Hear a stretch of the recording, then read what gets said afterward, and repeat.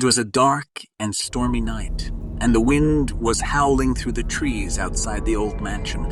The locals whispered that the house was cursed, that strange things happened there, and that anyone who dared to enter its doors was never seen again. But despite the warnings, a group of 5 friends decided to spend the night in the mansion.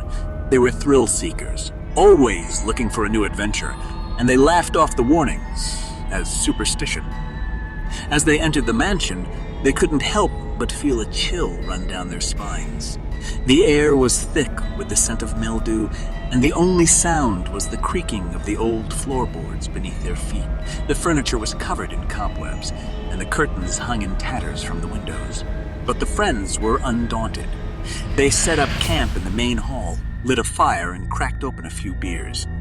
As the night wore on, they told ghost stories and played pranks on each other, trying to scare each other with tales of the mansion's cursed past. But as the clock struck midnight, things took a sinister turn. One of the friends, a girl named Emma, went to use the bathroom, but she never returned. The others searched the mansion, calling out her name, but there was no answer. They split up, searching for any sign of Emma. But as they wandered through the dark, winding corridors, they began to realize that they were not alone in the mansion. Strange noises echoed through the halls, and the shadows seemed to move of their own accord. One by one, the friends began to disappear. The first was Tom, who vanished into thin air as he was walking down the hall. The second was Jas, who was dragged away by an unseen force as she was standing by the window. And the third was Alex, who was attacked by an unseen entity and left bleeding on the floor. The 2 remaining friends, Rachel and David, were paralyzed with fear. They huddled together in the main hall, praying that they would make it through the night alive, but it was no use.